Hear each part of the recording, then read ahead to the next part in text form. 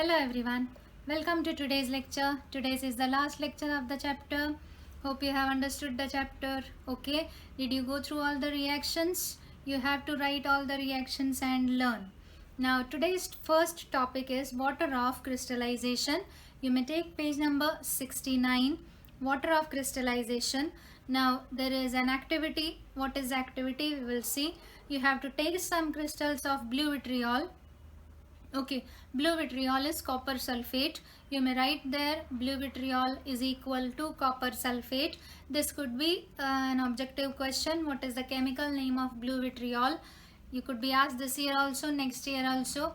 And the color of copper sulfate is blue. Okay, it is a very nice blue color, peacock blue color.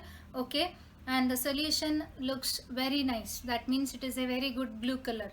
Now we will see. Add some water in one test tube and shake it. What do you see? Now when you add water to it, it will become a blue colored solution of copper sulfate. What is the color of the solution formed? It is blue. Heat the other test tube on a low flame of a burner. What do you see? What change did occur in the color of blue vitriol? Okay, so in the color of blue vitriol, it will change from blue to white. Now what will happen when you are heating copper sulfate crystals? When you are heating crystals of copper sulfate, it will lose its water of crystallization.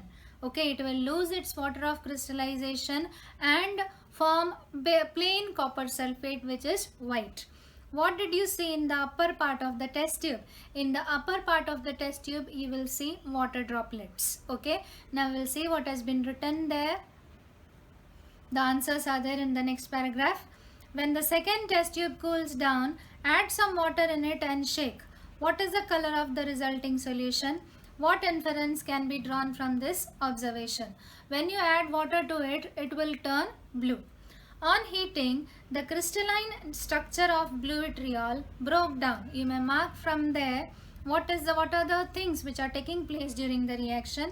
On heating, the crystalline structure of blue vitriol broke down to form a colorless powder and water came out. This water was part of the crystal of the blue vitriol. It is called as water of crystallization. On adding water to white powder of a solution was formed which had the same color as the solution in the first test tube. So these are the answers which have been given for the questions above. So what is the basic activity? You have to take copper sulfate crystals. What is the color of copper sulfate crystals? It is blue in color. Those crystals you have to take in a test tube and heat it. When you heat the copper sulfate crystals, you may see there is a white powder left below after some time, and towards the inside the test tube you can see towards the sides water droplets. Okay, so what is happening? There are some water molecules in the crystals, okay, of copper sulfate. So when a crystal is formed, there are some water molecules which are trapped inside. We can think like that. Okay, that means, I repeat, there are some water molecules which are trapped inside a crystal. That is called as water of crystallization. Actually, its crystalline structure is due to those water of crystallization. You cannot write this answer in your test. Okay, now what is water of crystallization? You may see in the crystals of some compounds, water molecules are added in its crystalline arrangement. This is water of crystallization. Okay, I repeat, in the crystals of some compounds, water molecules are added in its crystalline arrangement. This is called as water of crystallization. There are many compounds which are in the form of crystals and which are having water of crystallization. One example is blue vitriol or copper sulfate. So CuSO4 dot 5H2O. The dot shows that they are together, they are not reacting with each other, only it is present along with it. Okay, so it is CuSO4 dot 5H2O. So how many water molecules? How many molecules of water of crystallization? 5. That number is important. Okay, it is different for different compounds. So CuSO4 dot 5H2O, When you heat it, it will form CuSO4, which is white in color, plus water droplets inside. You may see the color will change from blue to white. Okay, now in the textbook you may see there is a box given. Repeat the above activity for ferrous sulfate and sodium carbonate and write the chemical equations. Okay, take X as the coefficient for for H2O. Ferrous sulfate is FeSO4.7H2O.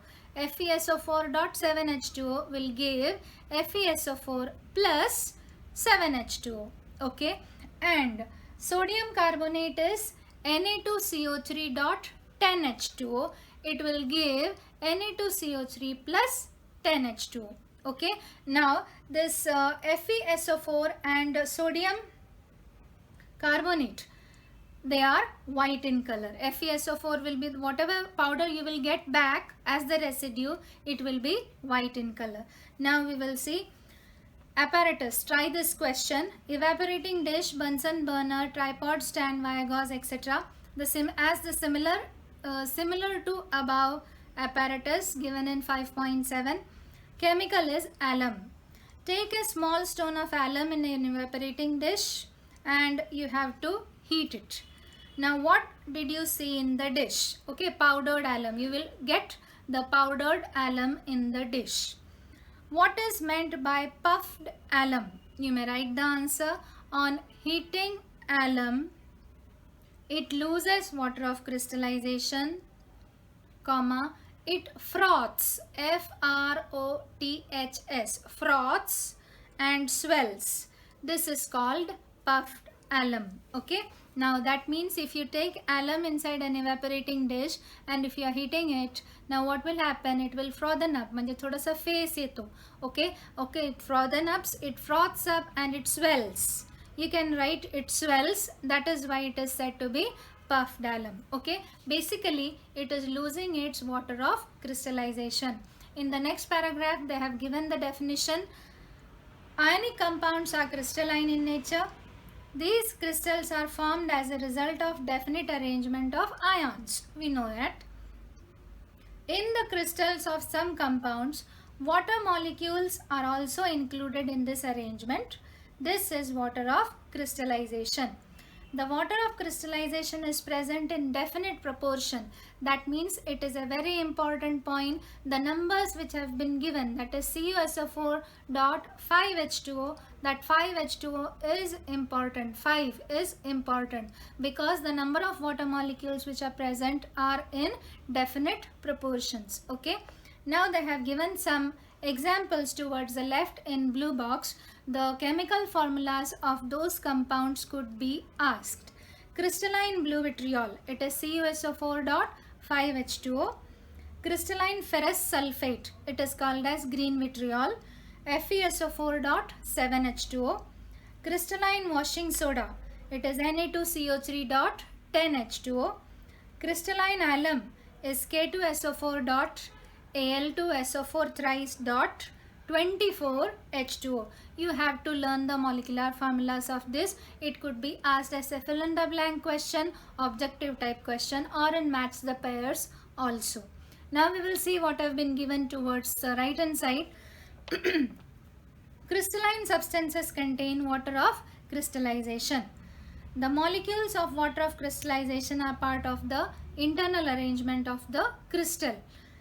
On heating or just by keeping, the water of crystallization is lost and the crystalline shape of that part is lost. Okay, so on heating it loses its water of crystallization. Now the next topic is ionic compounds and conductivity. Okay, ionic compounds and electrical conductivity. Now whether a compound is able to conduct electricity or not. A compound is able to conduct electricity if it is able to form ions. Basically, when an ionic compound, we have studied this in the first lecture, when an ionic compound you are putting it into water, it dissociates and forms ions. These ions can move in the solution and it can conduct electricity. Now here there is an activity given. What you have to do, you have to prepare a solution of 1 gram sodium chloride. Okay, so this is a solution of 1 gram sodium chloride. Inside this there is a solution of 1 gram sodium chloride. Okay, and what you have to do, you have to take 2 wires. You have to cut the insulation of the wire, the plastic, the rubber part you have to remove, and this is the bare wire. These are the bare wires. Okay, it is the bare wire, and one wire you have to connect it to the negative terminal of a cell, and another wire you have to connect it to the positive terminal of the cell. There is a switch, here there is a switch, and here there is a bulb given. Okay, now this setup you have to do, and you have to see whether the bulb is glowing or not. The bulb is glowing means it conducts electricity. Okay, now what do you mean by cathode and anode? The cathode is the wire which is connected to the negative terminal of the cell. Okay, so this wire is connected to the negative terminal, so this forms the cathode, and the wire which is connected to the positive terminal forms the anode. Okay, so cathode is negative and anode is positive. Now inside this there are positive ions and negative ions. Inside this solution there are positive ions and negative ions. The positive ions will move towards cathode, and those ions which move towards cathode are called as cations, and those ions which move towards anode are called as anions or anions. Okay, so cations and anions. So cation moves towards cathode, anions move towards anode. So cathode is negative. So what will be the charge of cations? It will be positive. This will be positive and anions will be negative.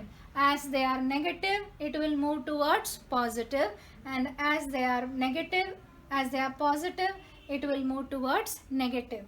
Here you may see cathode is negative. The positive ions will move towards it. Okay, so these are cations. Okay, this is cathode, these are anions, and this is anode. Okay, so these anode and cathode, they are together called as electrodes. Okay, they are together called as electrodes. So electrodes are of 2 types, anode and cathode. Anode is positive, cathode is negative. The ions moving towards anode are called as anions. The ions moving towards cathode are called as cations. Who will move towards negative? Positive will move towards negative. So cations are positive and anions are negative. This you may write it thoroughly in your textbook itself and learn it. Okay, now we will see what has been given in the textbook. In the textbook there is an activity in which they have been given with different solutions. What are the solutions? You may see in the first paragraph: glucose, urea, dilute H2SO4 and dilute NaOH. You have to take the solutions of these separately in the beakers, and you have to put these electrodes into it. Okay, now while you put the electrodes into it, you have to see whether the bulb is glowing or not. Now the bulb will glow in NaOH and H2SO4. It does not glow in glucose and urea. Okay, there is a use your brain power question. With which solutions did the bulb glow? It glows with copper sulfate, dilute H2SO4 and NaOH. Okay, it will and NaOH. It will show with NaCl also. Which solutions are electrical conductors? Which solutions are electrical conductors? NaCl, CuSO4, H2SO4 and NaOH. These are electrical conductors, because when you put those electrodes, here these are the electrodes. When you put those electrodes into the solution, then it will glow. The bulb will glow. That means they are good conductors. they are conducting electricity in that solution. Okay, now in the next paragraph, third paragraph, you may see electrons conduct electricity through electrical wires and ions conduct electricity through a liquid or a solution. Now what is happening in the solution here? In case of wire, in the wire the electrons are moving, and in the solution the ions are moving. That is what they want to tell. The electrons leave the battery at the negative terminal, that is at the anode, complete the circuit and enter the battery at the positive terminal. When there is a liquid or a solution in the circuit, two rods, wires or plates are immersed in it. These are called as electrodes. Electrodes are usually made of conducting solid. The electrode connected to the negative terminal of the battery by means of a conducting wire is called a cathode, and the electrode connected to the positive terminal of the battery, that is called the anode. Till there you may mark and read it thoroughly. It is very, very important. Okay, so when you take aqueous solutions of ionic compounds, there is dissociation of ions which is taking place in the solution. That means the positive ions and negative ions are formed. The positive ions will move towards cathode and negative ions will move towards anode.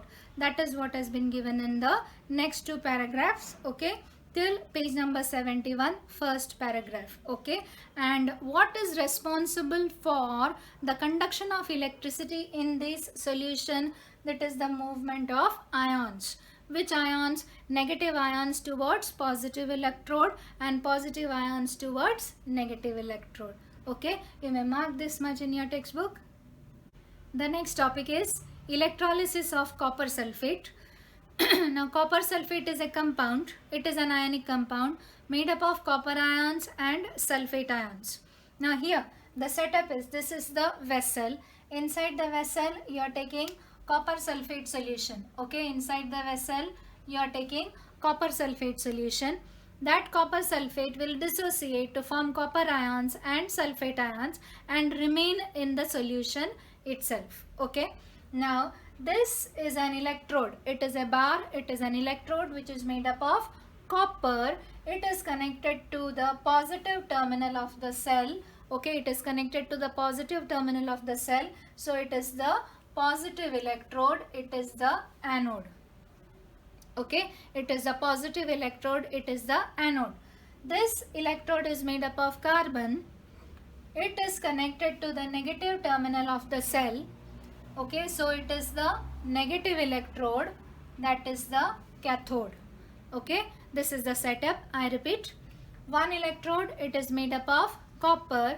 It is connected to the positive terminal. Okay, that is the anode. So it will become the anode because anode is positive. And this is another electrode that is made up of carbon. It is a rod made up of carbon. It is connected with the help of wires to the negative terminal of the cell. So it will become the negative electrode, that is the cathode. There is a switch. This switch, when it is on, then what will happen at anode? Okay, in the textbook they have given cathode reaction first and anode reaction first. I have written it this way so that it is better to understand. At anode, what will happen? Anode is this. Okay, this is anode. It is made up of what? It is made up of copper. That copper, okay, it will dissociate. It will enter into the solution. This Cu2 plus, it will form Cu2 plus ions and 2 electrons. So this copper, it will dissociate. That copper rod, it will dissociate to form, dissociate means the atoms which are present in it, it will give 2 electrons and form Cu2 plus ion and 2 electrons. The electrons will move upwards through the wire. Okay, the electrons will move upwards through the wire and reach the positive terminal, then into the negative terminal. It will come to the negative terminal, negative electrode. Okay, it will come to the negative electrode. Who? Electrons. What happens to the 2 positive ions? The 2 positive ions are given out, and as they are positive, it will move towards the negative electrode inside the solution. Okay, so I repeat, what is happening? The copper rod, it is made up of copper rod. What is a copper rod, isn't it? It is made up of copper atoms. That copper atom, it will lose 2 electron. Okay, one atom will lose 2 electrons to form Cu2 plus ion and 2 electrons. The electrons will move to the wire and reach the negative electrode, that is the cathode. Okay, and the Cu2 plus will enter into the solution and move towards the cathode. At cathode, what will happen? We will see what will happen at cathode. At cathode, the Cu2 plus, this Cu2 plus, it will react with 2 electrons. Till then the electrons have reached here. It will react with the 2 electrons to form copper and get deposited here. Okay, it will get deposited here. That means after some time you can see a deposit on the cathode, and this will become smaller and smaller after some days. Okay, so you have to, if you are making this cell, you have to replace this rod again. Okay, why? Because the copper atoms are being used up. Have you understood? This is the electrolysis of copper sulfate. So what is electrolysis? It is a reaction in which a particular solution undergo dissociation when electricity is passed through it. Now, page number 71. The last paragraph you may mark. Copper appears to have deposited on the portion of the cathode immersed in the solution. How did this happen? They have explained it. The complete paragraph is important. Now here one more point you have to remember is that the color of the solution is blue. It doesn't disappear. Why? Because nothing is happening to the copper sulfate which is present in it. Whatever reaction is taking place in the anode and the cathode, it is with these two rods. Okay, so this is a type of electrolysis. Now we will see the definition on page number 72. Always remember, you may mark from substances, therefore substances. You don't mark therefore. Substances which undergo dissociation to great extent in the liquid state or a solution are called strong electrolytes. Salts, strong acids and strong bases are strong electrolytes. You are having weak acids and weak electrolytes also. Now, the second point you may see, an assembly that consists of a container, electrolyte and the electrode dipped in it is called an electrolytic cell. Now this complete setup, okay, this complete setup, it is said to be an electrolytic cell. So there is a vessel, there is a solution, there is a positive electrode and there is a negative electrode. That complete setup, it is said to be an electrolytic cell. Now we will see, use your brain power question towards the right. In the above activity, if the electric current passed through the electrolytic cell for a long time, what change would be seen at the anode? What will happen to the anode? The anode slowly disappears because the copper atoms from anode is used up. Okay, I repeat, the anode slowly disappears because the copper atoms from the anode is used up. Would water be a good conductor of electricity? Now the answer for this is given in the first paragraph. You may mark, pure water is a bad conductor of electricity. The concentration of H positive and OH minus ion formed by dissociation of water is very low. That is the reason. Okay, the reason is the ions, which are the ions formed H plus and OH minus. Those ions which are formed during dissociation is very low, so it does not generally conduct electricity if it is pure water. Okay, but if you add some amount of salt or acid to it, then it can conduct electricity. I shall read it out. The concentration of H plus and OH minus ions formed by dissociation of water is very low. Only 1 into 10 raised to minus 7 moles per liter for each ion. This we had studied in the other lecture. The electrical conductivity of water increases on mixing a small amount of salt or a strong acid or base in it due to their dissociation. Okay, it is due to the dissociation of acid or salt, the dissociation of water also take place. Okay, now this much you may mark in your textbook. The next topic is electrolysis of water. Take page number 72, second paragraph. Dissolve 2 grams salt in 500 ml pure water. Take 250 ml of this solution in a 500 ml capacity beaker. Okay, you have to take, I will tell you what you have to do. You have to take a beaker. You have to take that solution of salt, the water in which salt has been added. You have to take 2 test tubes. You have to fill it with water. Okay, you have to fill it with water and then put them immersed. You have to keep your thumb and put it into the beaker and leave the thumb. See to it that no bubbles are formed. Okay, now you have to connect these parts into with the help of wires. Okay, one is connected to the negative terminal of the battery and the other is connected to the positive terminal of the battery. The one which is connected to the negative terminal will form the cathode, and the one which is connected to the positive terminal will form the anode. You have to lift the test tube and insert the wire into it. It is a difficult apparatus. Okay, but this is the apparatus. There is one electrode which is cathode and other which is anode. Now what will happen? The dissociation of water will take place. There are 3 questions given on page number 72. Did you see gas bubbles forming near the electrodes in the test tubes? Yes, you can see gas bubbles. You may see in the diagram. Okay, you can see gas bubbles coming up when you pass electricity. Okay, when you pass electricity, you can see gas bubbles coming up.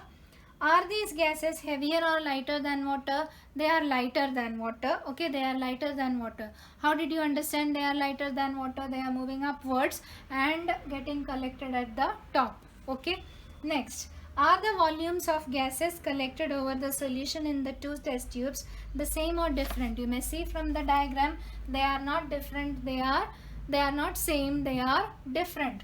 You may see that this oxygen, in this case, this is double than this. Why? Because it is H2O. For every 1 oxygen there are 2 atoms of hydrogen. Okay, so it will be double.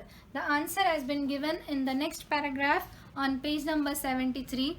It is found in the above activity that the volume of gas formed near cathode is double that of gas formed near the anode. Okay, which one is the cathode? This is the cathode. Okay, this is the cathode and this is the anode. The negative one is cathode, the positive one is anode. Okay, and hydrogen is deposited at the cathode, is liberated at the cathode, and oxygen is liberated at the anode. Okay, now what are the reactions which is taking place at the cathode? Again, I will tell you about anode first. In the anode, at the anode, okay, that is the positive terminal. At the anode, 2 molecules of water, it will split to form oxygen. The oxygen will go up and what is formed? 4H plus and 4 electrons. Those 4 electrons will enter into the wire. It will move towards the negative. Okay, it will move towards the negative. And anode, at anode what will happen? The 2 water molecules, it will form oxygen, at cathode, 2H2O will react with those 2 electrons to form H2 and OH minus. Okay, so I repeat, at anode, that is at anode, the 2 molecules of water, it will split to form oxygen which is collected at the top, 4H plus which remains here, and 4 electrons which are enter into the battery, which enter into the wire and will move towards the negative terminal. Okay, it will move towards the negative terminal. At the negative terminal, that is the cathode, what will happen? The 2 water molecules, it will take those electrons which have come through the wire and it will form hydrogen. It will liberate hydrogen which is collected at the top. Okay, and 2 OH minus ions which will remain here. Okay, now the question is, test the solutions in the 2 test tubes with litmus paper. What do you see? what will happen here? Which ions are produced here? Here there are H positive ions. Okay, H positive ions. Okay, correct. Anode, H positive ions, and at cathode there are OH minus ions. Now do you remember? H positive ions means it is acidic and OH minus ions means it is basic. So what will happen at cathode? Red litmus paper will turn blue, and at anode blue litmus paper will turn red. Okay, here the blue litmus paper will turn red and here the red will turn blue. Okay, that is the answer. Repeat the activity by using dilute H2SO4 as well as dilute NaOH as the electrolyte. Now similar reactions taking place. Similar to this, hydrogen is liberated at the cathode and oxygen is liberated at the anode. Okay, so this is the end of the chapter. Today we studied about electrolysis. Even this is a confusing part of the chapter.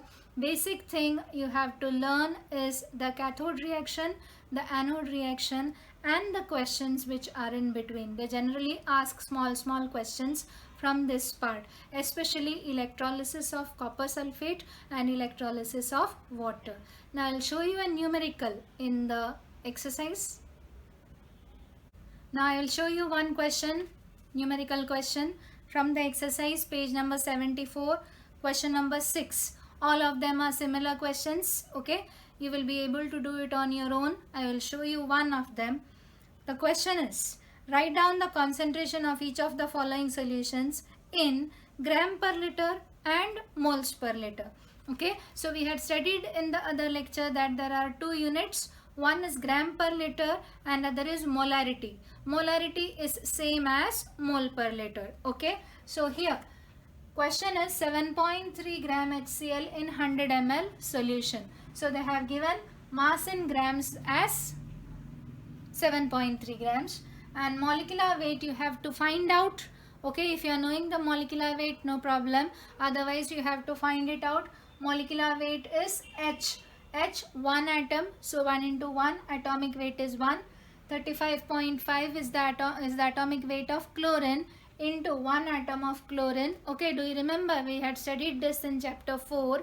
If you don't remember, go through it. It is a very important question, how to calculate the molecular weight. Okay, so the molecular weight comes to 36.5 and the volume of the solution they have given it as 100 ml. You have to convert it into liters. So 100 upon 1000, it will be 0.1 liters.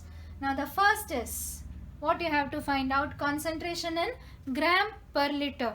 I had given you the equation also in the other lecture. Concentration, if you have to find in gram per liter, the equation is mass in gram upon volume in liters.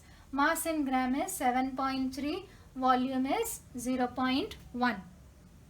Okay, when you calculate you will get it as 73 grams per liters. Second is they have asked to calculate mole per liter. Mole per liter is same as molarity.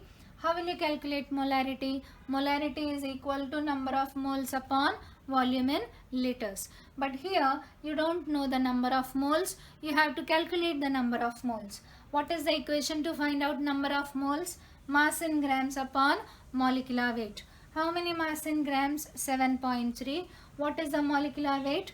36.5. So 7.3 upon 36.5, you should be able to calculate it. You will be getting 0.2 moles. Okay, so you have got the number of moles. So molarity is equal to number of moles is 0.2. Volume in liters is 0.1. It is same as 2 upon 1. So you will get it as 2 molar or 2 moles per liter.